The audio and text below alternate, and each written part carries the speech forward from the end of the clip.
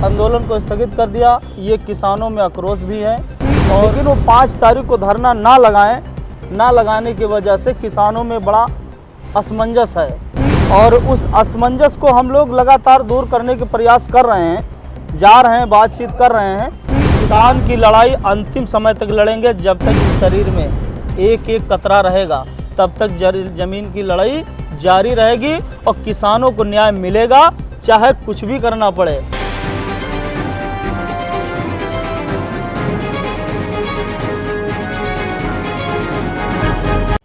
नमस्कार दोस्तों, आप सभी का स्वागत हमारे साथ। हम आपके साथ अर्जुन तिवारी। आज आपको हम एक ही शख्सियत से रूबरू कराएंगे जो किसानों के हितों के लिए लगातार 45 दिनों तक संघर्ष किया और जनता के बीच में जो काफ़ी लोकप्रिय हैं। ऐसे किसान नेता राम सेवक जी हमारे साथ में हैं। राम सेवक जी, आपका बहुत बहुत स्वागत है। बहुत बहुत धन्यवाद भैया। राम सेवक जी, हमारा सवाल आपसे ये है कि जो 45 दिन का धरना चला, एलडी आवास विकास के खिलाफ किसानों ने ये आंदोलन चलाया, आंदोलन जिस तरह से ख़त्म हुआ वो काफ़ी दुखदपूर्ण रहा। क्या कहना चाहेंगे? देखिए, 45 दिन जो आंदोलन चला, 45 दिन इस 33 गांव के किसानों ने बहुत सहयोग दिया, वो अपने तन मन धन से साथ दिया और 45 दिन आंदोलन चला। जो खाने पीने की चीज़ें, राशन पानी से लेकर के पूरी हर एक चीज़, जो भी चीज़ था सब किसानों ने किया। लेकिन 45 दिन आंदोलन चलने के बावजूद, बढ़िया आंदोलन चल रहा था, सब चीज़ अच्छा था, सब बढ़िया था, लेकिन अचानक 45 दिन आंदोलन चलने के बाद अचानक कुछ ऐसा आया जिससे लोगों ने अपनी मर्जी से आंदोलन को ख़त्म कर दिया। ये किसानों के हित में नहीं था, किसान इस पर राजी नहीं थे आंदोलन को स्थगित करने पे, लेकिन आंदोलन को स्थगित कर दिया। ये किसानों में आक्रोश भी है और किसानों के लिए दुखदायक भी है। ये जिस तरह से ये आंदोलन ये कहा गया कि स्थगित किया जाता है, अगर बैठक में बात नहीं बनती है तो ये आंदोलन फिर से शुरू किया जाएगा, लेकिन डेट भी निकल गई, समय भी निकल गया और किसानों की जो उम्मीदें थी वो भी कहीं ना कहीं टूट गई हैं। तो आगे की क्या रणनीति है, क्या करेंगे आप? संगठन के साथ में जाएंगे या कुछ अपना विशेष करके किसानों के साथ में इस लड़ाई को आगे रखेंगे? देखिए, जो 45 दिन आंदोलन चला, जो 4 तारीख की वार्ता हुई, जो यहाँ आवास विकास में जो वार्ता हुई, उस वार्ता में जो पवन खटाना जी आए थे, पश्चिमी उत्तर प्रदेश के प्रदेश अध्यक्ष हैं पवन खटाना जी आए, उन्होंने जिस दमदारी से किसानों की बात रखी तो किसानों में एक ऊर्जा फिर जागृत हो गई। किसानों ने सोचा कि अब हमारे न्याय की लड़ाई लड़ी जाएगी और ये बात करने के लिए आए हैं, पश्चिमी उत्तर प्रदेश से आए हैं पवन खटाना जी, ये बहुत अच्छी बात कहा उन्होंने, बहुत दमदारी के साथ किसान हित में बात की पवन खटाना जी ने, जिसको जो कहा नहीं जा सकता है कि उन्होंने इतनी दमदारी से बात रखी कि किसान उनकी बातों से संतुष्ट थे। बाकायदे सब किसानों में फिर एक खुशी की लहर दौड़ाई। किसानों ने सोचा कि अब हमें न्याय मिल जाएगा।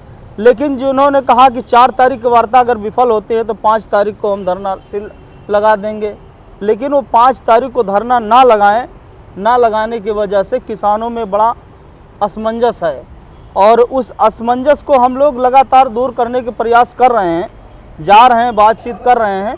किसान अभी भी एकजुट है, किसान एकजुट है, ऐसा नहीं कि किसानों में कोई फूटन हो गई या कुछ है, लेकिन 45 दिन आंदोलन चलाने के बाद जो हम लोगों को दुख है, सिर्फ दुख इस चीज़ का है कि सुचारू रूप से 45 दिन इस यहाँ पे आंदोलन चला और 45 दिन के चलने के बाद अचानक आंदोलन स्थगित हो जाना, ये किसानों में बड़ा असमंजस है। जिस संगठन से आप अभी तक लड़ाई लड़ी, इस तरह से हो जाने के बाद कहीं ना कहीं किसानों के मन में ये ज़रूर होगा कि अब संगठन पे भरोसा करेंगे या आप एक नए तरीके से किसी संगठन के साथ में आएंगे।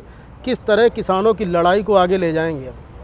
देखिए, किसान संगठन से नाराज़ नहीं है, किसान संगठन से नाराज़ नहीं है। किसान वो संगठन जो है वो बाबा महेंद्र सिंह टिकैत का बनाया हुआ संगठन है और बाबा महेंद्र सिंह टिकैत जी ने एक बरगद का पेड़ लगाया और उन्होंने अपने खून पसीने से उसको सींच कर उस बरगद को पेड़ को विशाल बना दिया, बहुत विशाल बना दिया। आज जो पूरे भारत में उस बरगद की पेड़ की छाया के नीचे जो भी संगठन है, सारे संगठन वहीं से निकले हैं। उन्हीं के, मान चलो उन्हीं के, चाहे बच्चे कह लो या कुछ भी कर लो, उन्हीं से सारे संगठन निकले हैं।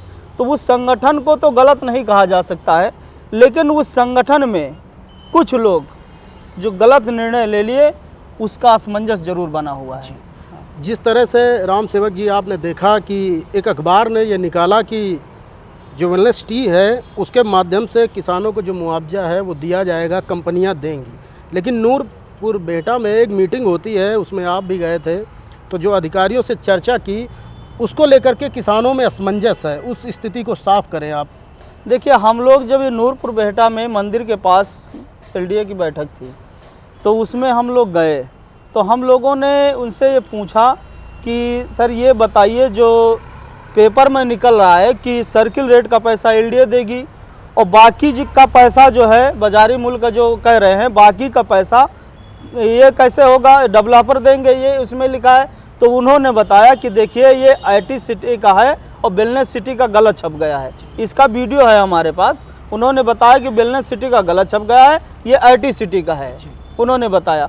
फिर हम लोगों ने कहा कि भाई गलत अगर छप गया है तो ये पेपर वालों की गलती है, भाई इन्होंने गलत क्यों छापा, ये तो किसानों में एक भ्रम पैदा कर रहे हैं, भाई किसान कैसे विश्वास कर लेगा। तो देखिए, किसानों पर इस पेपर के उसमें जो है कोई विश्वास नहीं है कि पेपर में क्या है क्या नहीं। दूसरी बात एक और पूछी गई थी कि जो मार्केट रेट है, मार्केट रेट क्या है, तो उन्होंने बताया कि मार्केट रेट जो है, तो जो रजिस्ट्री हो रही हैं, जो रजिस्ट्रियाँ हो रही हैं वही मार्केट रेट है। भाई रजिस्ट्रियाँ आज हमारे यहाँ 2.5 करोड़, 3 करोड़, 4 करोड़ के रेट में है, जिसकी कापियाँ हमारे पास रजिस्ट्रियाँ रखी हुई हैं, कापियाँ 4 करोड़ 5 करोड़ की भी रेट में रजिस्ट्री हुई हैं। अब किसान क्या करता है, जो खरीदता वो क्या करता है, वो जितना सर्किल रेट का पैसा है वो किसान को एक नंबर में दे दिया, चेक के द्वारा दे दिया। जो ऊपर का पैसा है वो उनको नगद दे दिया। अब ये भी ये कह रहे हैं नहीं बाजारी भाव, तो बाजारी भाव किसान उस चीज़ को समझ रहा है, लेकिन जबकि ये वो चीज़ है नहीं। ये बाजारी भाव जो वर्तमान में जो रजिस्ट्री कर रहे हैं सर्किल रेट पे, इसी को ये बाजारी भाव कह रहे हैं। जिस तरह से आपने देखा कि सर्किल रेट का एक जो मुद्दा था, किसानों ने जो आंदोलन लगाया उसमें उनकी ये प्रमुख मांग रही कि सर्किल रेट यहाँ का बढ़ा नहीं है, तो बाज़ार रेट के हिसाब से हमें पैसा चाहिए। तो ये जो मुद्दे हैं इनको लेकर के अब आगे की क्या रणनीति है, क्या तैयारी है आपकी? भाई एक चीज़ बताओ, अगर कोई चीज़ आप एक छोटी सी बात रख लो, मोबाइल का रिचार्ज रख लो, अगर आपके पास 50 पैसा कम होगा, मात्र 50 पैसा, तो वो जियो वो कंपनी जो है मोबाइल रिचार्ज नहीं करेगी, टीवी का रिचार्ज नहीं करेगी। आप किसी मार्केट में कहीं जाओगे, अगर आप गाड़ी 4 व्हीलर खरीदने जाओगे, तो अगर उसमें आपके पास अगर 5,000 रुपया कम है, जो लाखों की गाड़ी है 5,000 कम है, तो वो आपको गाड़ी नहीं देंगे। एक बात ये नहीं समझ आती है कि जब 2013-14 से डीएम सर्किल रेट नहीं बढ़ा, लखनऊ का, बाराबंकी का बढ़ गया, हर जगह का बढ़ गया, लेकिन लखनऊ का नहीं बढ़ा। 2013-14 से सर्किल रेट नहीं बढ़ गया और पुरानी सर्किल रेट पे आज ज़मीन अधिग्रहण करना चाह रहे हैं, कैसे होगा? जिस किसान को आप एक चीज़ बता दो, छोटी सी बात है, जिस किसान का 2.5 करोड़ का रेट मिलता हो, जो गांव के बिल्डर, लोकल बिल्डर हैं, वो 2.5 करोड़ के रेट में मुआवजा दे रहे हों, मतलब खरीदारी कर रहे हों, और एलडीए जो एक सरकारी कंपनी है, इसको सरकारी जामा इनके ऊपर है, सरकार का हाथ इनके ऊपर है, वो सर्किल रेट पे खरीद रहे हैं। भाई जब हमारी डीएम सर्किल रेट नहीं बढ़ी है तो आप सर्किल रेट पे क्यों खरीद रहे हो? जो रेट गांव के बिल्डर तो कमज़ोर होते हैं ना, सरकारी बिल्डर बड़ा होता है, गांव के बिल्डर कमज़ोर होता है। जब गांव के बिल्डर 2.5 करोड़ में खरीद रहे हैं तो इनको तो बड़ा दिल दिखाना चाहिए, बड़ा दिल दिखा के अगर वो 2.5 में खरीद रहे हैं तो इनको 3 करोड़ में खरीदना चाहिए। अगर ये 3 करोड़ का रेट देंगे तो कोई किसान ऐसा नहीं जो इनको ज़मीन ना दे दे, सब दे दे। देखिए मैं एक चीज़ और आपको बता देना चाहता हूँ, किसान ना तो सरकार के विरोध में है, किसान ना तो एलडीए और आवास विकास के विरोध में है, किसान ना ही विकास के विरोध है।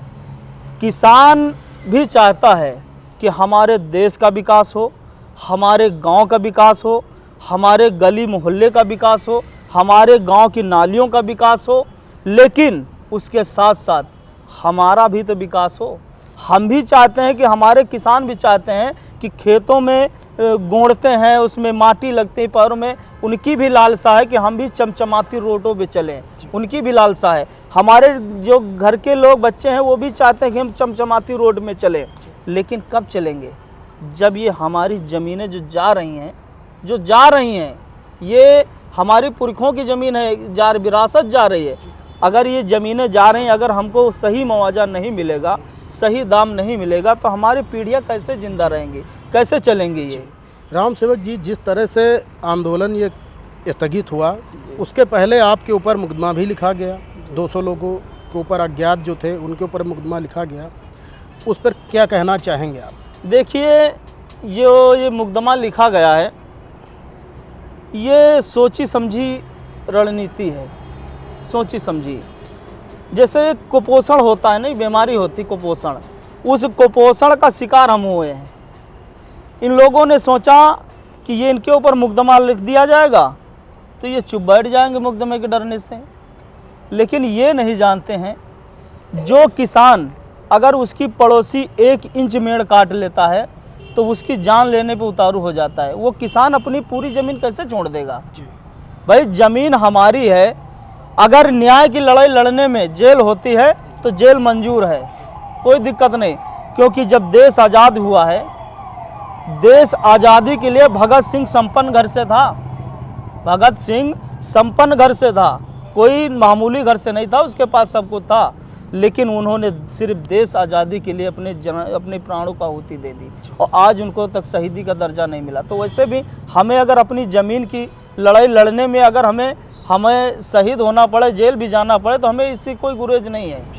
इस 33 गाँव के जो किसान हैं उन्होंने आप पे भरोसा किया और आपके भरोसे के आधार पर ये लड़ाई उन लोगों ने लड़ी, तो अब किसानों के हित के लिए क्या आपकी तैयारी है वो किसान साथियों का भी बताने के लिए? देखिए, किसान की लड़ाई, क्योंकि ये किसान आत्मा है हमारी, जैसे जी होता है जी और आत्मा, ये आत्मा है किसान। किसान की लड़ाई अंतिम समय तक लड़ेंगे, जब तक इस शरीर में एक एक कतरा रहेगा तब तक जमीन की लड़ाई जारी रहेगी और किसानों को न्याय मिलेगा, चाहे कुछ भी करना पड़े, न्याय उनको मिलेगा, आज नहीं तो कल मिलेगा। क्योंकि देखिए यहाँ तो क्या हो रहा है, यहाँ पे कुछ लोग आए, आंदोलन की जब समाप्त हो गया उसके बाद कुछ लोग आए, उसको जाति पे कर रहे हैं। मैं एक चीज़ पूछना चाहता हूँ, इसमें किस जात के लोग नहीं थे इस आंदोलन में? क्या जाति देख के कोई जमीन अधिग्रहण नहीं होगी? अगर कोई ठाकुर है या पंडित है या पासी है या यादव है या रैदास है या कोई अन्य बिरादरी है, क्या ज़मीन देख कर ज़मीन अधिग्रहण होती है? क्या ज़मीन तो सबकी अधिग्रहण होगी और ज़मीन में सबके यहाँ सब कुछ बोया जाता है। अगर गेहूँ उनके यहाँ बोया तो गेहूँ उनके, जात पात ये कुछ नहीं, ये सिर्फ एक मन का भ्रम है। रही बात, देखो, या ज़मीन की लड़ाई, किसान की लड़ाई, किसान सब एक है और आप तो इसके साथ हैं। आप देखते थे जब आते थे तो सब लोग एकदम भाईचारे के हिसाब से चलता था, क्योंकि भाईचारा ही सब कुछ है। इंसानियत जहाँ पर है वहाँ कुछ नहीं, क्योंकि हिंदू धर्म से नफरत करो ये कुरान नहीं कहते और भारत की मस्जिदें तोड़ो ये श्री राम नहीं कहते। रोटी का कोई धर्म नहीं होता और पानी की कोई जात नहीं होती, और जहाँ इंसानियत जिंदा है वहाँ मजहब की बात नहीं होती। कोई कहता हिंदू खतरे में है तो कोई कहता मुसलमान खतरे में है, लेकिन धर्म का चश्मा उतार कर तो देखो, इस चंद नेताओं के कारण आज पूरा हिंदुस्तान खतरे में है। राम सेवक जी, आप 33 गाँव की जनता के लिए हमारे चैनल के माध्यम से क्या कहना चाहेंगे?